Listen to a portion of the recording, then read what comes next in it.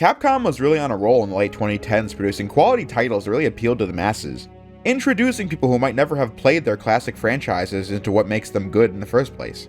A complete turnaround from where they were in the early 2010s.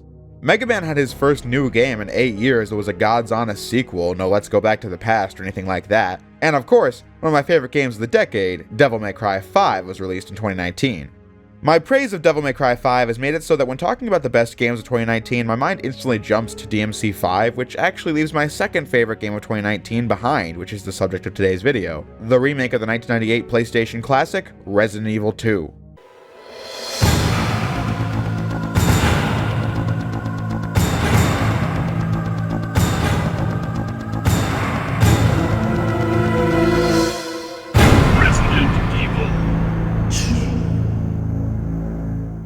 What I think has made Capcom more successful in recent years than they might have been before is that games like Mega Man 11, Devil May Cry 5, and Resident Evil 2, or RE7 even, is that they doubled down on what makes those franchises what they were. They dropped Mega Man like a rock in the early 2010s, they tried westernizing Devil May Cry, which only really amounted to a pretty fun game that just doesn't have as much combat depth as DMC3 or DMC4. Also a game with more standard A-cam, B-cam cinematography, and a cynical tone. Now, Resident Evil 6 came out in 2012, and from what I gather, people don't like the fact that the series' roots were abandoned in favor of a more set-piece driven shooter, a process that took years to fully realize. Although, the sales were certainly there for RE5 and RE6, so it's interesting that they went back to the franchise's core in more recent years, because their attitude towards the start of the decade was much different. I'm assuming the success of The Last of Us in 2013 told people that slower games with zombies could still sell, right? Didn't have to be Uncharted. I don't even really think horror was the main thrust of The Last of Us, but that's not the subject of today's video. We're talking about Resident Evil, a series I actually don't have a lot of experience with. Last year, I finally got around to picking RE4 off my backlog of games, and I thought it was stellar. It wouldn't come to mind if I were to name my favorite games, but when I can just get lost in playing a video game I haven't played before, whether it be new, 10 years old, 20 years old, or somewhere in between, I consider that a win. RE4 gave me the motivation I needed to pick up the Resident Evil games, and now I own them all on Steam. At this point, the only RE games I've played to completion are 4, 7, and the remakes of 2 and 3. I started playing the RE1 remake on Steam, and I got a decent ways into it, but I ended up focusing my attention on the 3D Sonic videos instead, and playing Devil May Cry on the sides. Without a doubt, the RE game I have played the most is the RE2 make. Yeah, clever. I just said it, I really enjoyed RE4 and 7, but RE2 2019 has the right amount of everything I want in a video game. There are some games I might not have had interest in from the offset that upon seeing footage of, I knew I'd probably enjoy. I mean, at the start of 2015, I couldn't tell you what Metal Gear Rex from a Metal Gear Ray, but now look at me. Just seeing footage of MGS3 convinced me that maybe this was for me. I figured that since being scared is not a good feeling, I would not enjoy horror-themed video games, but seeing the gameplay of RE2 was different. It looked fun. Which is an external reason why I think the traditional third-person controls are actually a benefit of the game's appeal. On PlayStation 1, the Resident Evil series pioneered fixed camera angles and tank controls gameplay because of the fact that the PlayStation launched with a controller that didn't have analog sticks at all, unlike the N64. Later getting an updated controller called the DualShock that, as the name implies, has 2 analog sticks. In the modern age, you don't need those controls as the dual analog controllers are a standard feature. But fixed camera angles is a more divisive topic, I'd say. Apologies for the incoming mouthful, but the remaster of the Resident Evil remake has fixed camera angles with analog control as an option, and it works pretty well. Devil May Cry 1, which started development as a Resi game before becoming the genre-defining classic it is, also had analog controls and fixed camera angles, and actually continued that trend in all the following games. It worked, but always would be kind of annoying when the camera changed position and the controls would slightly shift with it. Minor gripe though. DMC and Devil May Cry 5 abandoning that in favor of giving the player direct control over the camera. In RE2, the game operates on the traditional third-person shooter controls, where you move the camera freely with the right stick, L1 readies your defensive weapons like knives or grenades, and you aim your guns with the L2 button and shoot with the R2 button. Square reloads your current gun, triangle allows for convenient access to your inventory, X interacts with objects, and you sprint by clicking in the left stick. Like I said, fairly simple stuff. When I watched footage of it at launch, I thought, hey, it looks like plenty of other games I've played, maybe I will try it. Now, that doesn't transfer to good or bad design, I'm just saying that from the offset, this game is modern, and I do believe that's an important quality of AAA games. You don't want controls that feel archaic, as that would potentially turn off new players. You need to have some good visuals, talented voice acting, and motion capture, that sort of thing. A game being fun and replayable is the most important thing to me, but those other things are all part of the modern video game package that are important to me as well. Looking at how this affects the actual game design, I don't think RE2 was compromised by modern trends. When I first played RE4, I thought it was a bit weird that you could not move while aiming, but you get used to it. Now that we don't have to worry about that in RE2, how do they keep the challenge up? Well, your resources are limited, that's a first. You might think at the start of the game that you're building up a stockpile of ammo, but you will have lost pretty much all of it by the time you leave the RPD. Zombies in this game take quite a few hits to take down, and while you might think to go for the head, if you're short on bullets, shooting the legs will cause them to fall over and lose limbs, thus reducing their threat level while not wasting the ammo it might have taken to kill them. Moving while shooting is handy when trying to escape situations where a zombie is moving rapidly towards you, but the shots fired on the move are less accurate than the ones you fire when concentrating. So for the majority of the RPD section, you'll feel very underpowered in comparison to the hordes you face off against. I opened this video by talking about how Capcom's newer games have been so popular by leaning in on what made their classic game as popular in the first place, while also spending the last few paragraphs talking about modernization. I don't think these two things have to be separate. If anything, a lot of these classic franchises are at their best when doing both. Look back to what I said in the Devil May Cry 5 video. We have a Sparta's honest PS2 styled action game with all the next gen flair and new badass weapons and moves that go along with it. But we also get updates to the mechanics like the Continues system. It's a modern adaptation of old mechanics that serves to enhance the experience. What is old is made new again. RE2 Make has all these modern mechanics, but it still has its structure rooted in survival horror. Now, what is that structure? Resident Evil 2, like the first Resident Evil, had two characters to play as. Leon Kennedy, the rookie cop on his first day being met with a zombie takeover, and Claire Redfield, the sister of the previous game's male protagonist, Chris Redfield. She's come to Raccoon City to find Chris, and she meets Leon as they get separated and ultimately trapped inside the Raccoon City Police Department, needing to explore in order to escape. Like in the original Resident Evil 2, the new game has 4 playthroughs. Since I already played RE4 prior to this, I started with Leon as he was the protagonist of that game as well, and in this version of the story, Leon beats Claire to the front gate of the RPD as she gets in through the side door. When you beat Leon's story, you unlock the Beast scenario, where you play as Claire from her perspective of these events. The two halves of the story don't exactly mix that well. Like, I don't know how they both managed to explore the same areas untouched and never run into each other. Or how by the end of the game, I don't know how they could both battle the G-mutated monster and how Annette could shoot Ada after talking to Leon while also saving Sherry with Claire. That aspect of it doesn't make sense to me, but I'm sure there's an explanation, so let me know what it is. Regardless, both playthroughs are crucial for understanding the story, as Leon gets mixed in with Ada Wong, the FBI agent looking into the G-virus developed by the giant corporation Umbrella. Umbrella made the virus that turns people and animals into these monsters. They were behind the events at the mansion of the first Resident Evil, and now the virus has leaked into the city, hence why zombies are attacking. Leon and Ada teaming up to get the G-virus sample. Meanwhile, Claire meets a little girl named Sherry that's the daughter of the two Umbrella scientists that created the G-virus, Annette and William Birkin. Before the events of the game, William used the virus on himself when a military squad came for the G-virus, making him one of the main bosses throughout the campaign. Infecting Sherry with the virus as Claire needs to find the antiviral agent to save her, as Claire and Leon meet back up after their respective final bosses. You can also play the story first as Claire and second as Leon, although you don't get much extra content out of this. To experience the entire story, you need only play it twice, the B campaign also offering a slightly higher challenge. Like how these pages that show the combinations needed to get these medallions is in full detail in the A campaign, but is all obscured in the B campaign. You need to find this film roll that you can use in the dark room that shows you the answer. Stuff like that's great explorative design we can examine later, but the two playthroughs dynamic isn't bulletproof. They lock the true ending behind beating the B campaign, but you really only miss 2 extra cutscenes where the story ends. In terms of gameplay, the character you beat the B campaign as will fight an extra boss fight where Birkin is still not dead.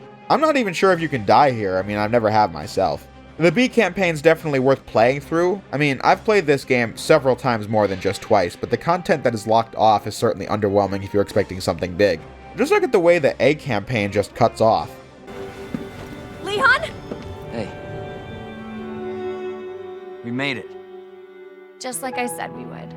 From what I gather, this is one of the ways in which RE2 isn't a direct translation of the original. I can't comment on this in particular because anything I would say would be half-baked because I haven't played the original for longer than a few minutes. I could have tried to beat the game for this video, however I decided to hold off for a couple reasons. One I'll reveal later, and the other reason is that I was enthralled with this remake on all my playthroughs of it, and I just wanted to share why that is without feeling the need to compare it to the original. But I'm not going to say, well, it didn't bother me, so therefore if it bothers you, then you're a fanboy, or anything like that.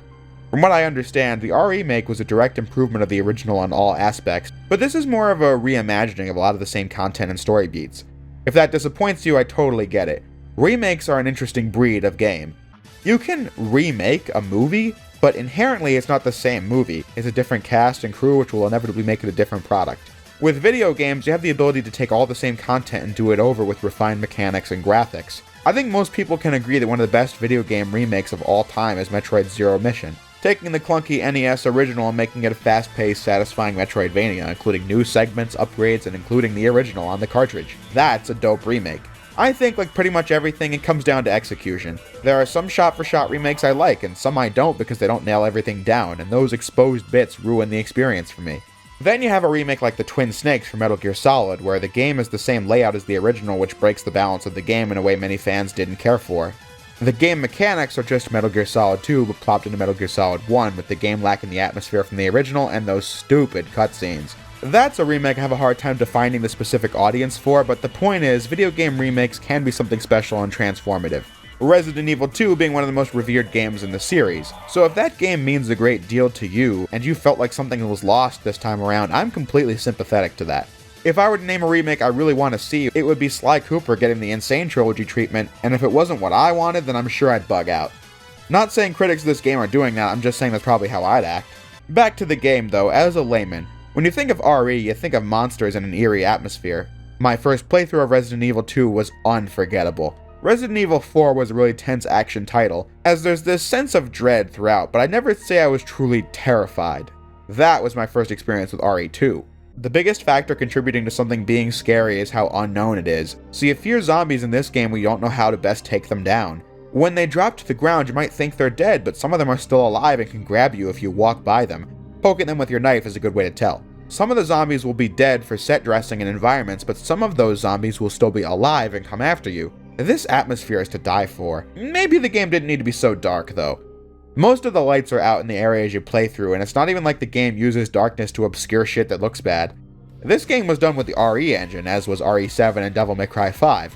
This game looks freaking gorgeous with fantastic console performance. Your PS4 will sound like it's ready to blow at all times, but 1080p and 60 frames per second, that's good shit.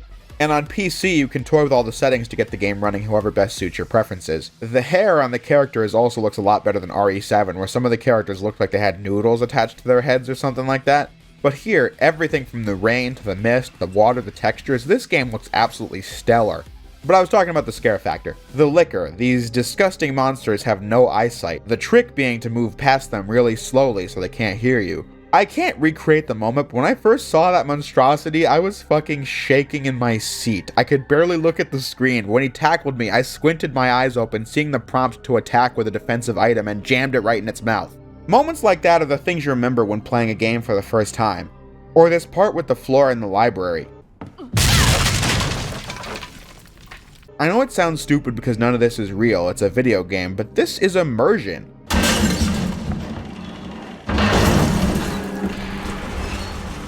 Jesus Christ! That is the infamous Mr. X. Once you put out the flaming chopper, Mr. X will chase you throughout the RPD, leading to great moments, such as my first playthrough. I had the green key with Leon, and I knew I could use it to get the lift that fixes the shelf in the library with Mr. X hot on my tail. Once I got it, I realized I had the key to get into that room, but not to get out on the other side as X was coming for me. Or when I first got attacked by him, I was cornered here and needed to pause and take a breather right as I was about to get smashed. This is what taught me that maybe being scared is something I can totally get into. I mentioned in an old video that fun is the core of video games, and some did mention in the comments that that take was reductive. I probably didn't explain myself that well, but I mean to say that video games can be many things, but I just think the core, most essential part of a video game should be fun. Everything else builds upon that idea. Fun can be many things as well, it's not a thing with a quantitative definition. But as for this game, I mean, who knew? I think it's fun to be scared. It's like a haunted house, none of it's real, but there's a thrill of going into the unknown like this. With enemies this intense, what can you do about it though? Claire and Leon can both unlock a bunch of different weapons over the course of the game, and on that note, is it me, or are Claire's weapons a lot more powerful than Leon's? I certainly think that Leon's loadout gets the job done, but the shotgun doesn't compare to a grenade launcher, nor does a flamethrower compare to stunning enemies in place and blowing them up with electric shocks. In my experience, Claire was the stronger character to play as. On the hardest difficulty, I got through Claire's mode much easier than Leon's, where I got my ass royally handed to me. With these weapons in hand, you can more effectively deal with Lickers and Mr. X. The latter of which cannot be killed, but stunned enough to go down. The game loses some scary points on repeat playthroughs because once you know these things, it gets less scary, which is perfectly fine. As established, walking into the unknown is scary. Once that thing becomes known, it stops being scary. But that does lead to exploits like how this liquor crashes through the glass here in Claire's story. It, for whatever reason, does not go back into the other room with you so you can just shoot it until it's dead. When I encountered Mr. X, I was cowering in the save room waiting for my inevitable end, until my friend messaged me that he doesn't follow you into save rooms. Once you know that, well, you know there are times when you're safe. This is also weird. As Claire, I knocked Mr. X down when he was outside, and I guess because I didn't unlock this door yet, he never came after me for the next 40 minutes of game time. Once I unlocked said door, he went after me again. That, I feel, is a glitch, but I can't be sure. So what happens when the game gets less scary? Well, then you're left with an excellently designed Metroidvania-styled game. I've said it before, I'm not a Metroid expert, but I've beaten Zero Mission, AM2R, and Super Metroid, all very good games. I think RE has a similar appeal. It's a great feeling to be trapped in this unknown world as you go through it and unlock more tools and become more equipped with what lurks inside of it. Like getting these clippers that open doors barred by chains, and you think that this can be used on the door in the meeting room that you passed earlier, and now you have the explosives you need to get an item later. And have opened a locked door that prevented you from getting in here earlier, or finding a secret code and using it on a safe to get an upgrade to your gun or to get a hip pouch that increases your maximum item storage capacity. I like how you can dispose of non-essential items, by the way. Like maybe you have some defensive items but no space for a crucial item. I then might drop the items I don't need to cut down on backtracking time and hope my skills are enough to get past these zombies. As you can strategically control the zombie influx of the RPD if you pay attention to every open window, as you find wooden boards to seal the open windows, preventing more zombies from getting in. There are so many examples like this one where you find a new item or upgrade and you realize how it helps you in some other spot in the game world that also helps you progress. It's such a satisfying game to play. Whenever I go back to it, I just get completely lost in its world despite having played it like 10 or 11 times now. Running through this game, trying to get past the RPD segment as quickly as possible on repeat playthroughs is something I won't get sick of. There are some pretty satisfying puzzles in there too. Not a lot, and some are pretty obvious, but mainly this chess piece one and the dispenser solution. I have fun figuring it out whenever I get to these spots in new playthroughs, like how the hints for the chess piece puzzle are vague enough to where you know how to put most of them, but then you have to think outside the box, like how it says that the queen and the bishop are not next to each other. And I was thinking on my first playthrough that maybe that means they're not directly next to each other in the same wall, but they're just not on the same wall. I understand that things like that are simple, probably not that difficult of a puzzle to solve, but it's things like this that I never forget when thinking of a game that I love. Although I don't think the game is perfect, but my list of issues is pretty small. First, I'm undecided about whether or not it was a good idea to make it so players can only escape a zombie grab if they have an item. Sometimes if you have an item and get grabbed from behind, you just get bitten anyway. I don't think RE4's always win move is a good alternative though. Maybe if there was some kind of defensive maneuver that pro players could use to counter zombies that might remedy the issue. RE3 has something like that, but I only played RE3 Remake once, so I can comment on the functionality of it when I get to that game. Second, I think the game slows down a bit when you escape RPD. I think that's the highlight of every playthrough, but the sewers and the nest are fine areas, it's just that you're so powerful that it's inherently less tense for me. I also think the nest lacks the non-linear element that the previous areas had as well. While I don't look forward to it like I do the RPD, I get to those areas and go through them just fine. Still unable to put the controller down, but I figured I'd mention that anyway. A larger issue with the pacing will be the parts where you play as Ada and Sherry in Leon and Claire's stories respectively. Ada at least gets a weapon to use, but the segment is ultimately a straight line, and these hacking moments bizarrely have nothing to them but waiting for it to be done doing its thing. Sherry's part's really tense. I mean, how do you make a regular human a scary enemy in an RE game? You play as a child with no weapons. However, on repeat runs of the game, this part can go on a little long, as I've never gotten caught here, so I just do the same thing every time and win. By the end, just needing to sit in a corner and wait. There's also some minor segments of walking and talking, although I feel like it's necessary character development for Leon and Claire with Ada and Sherry, so I won't get too upset at that. Then there's this part where Leon, in a moment that really doesn't even feel like it belongs in this game, gets chased by a brain-eating zombie T-Rex. The lack of challenge and any real dread in this moment is noticeable since there's nothing like that throughout the rest of the game. My biggest issue is that the soundtrack for the remake, with some exceptions like Mr. X's theme, isn't really that amazing. I thought nothing of this in my first playthrough, but when I got the original soundtrack DLC, it just makes such a difference. The original RE2 OST packs such a strong punch that you'd remember it well after shutting the console off.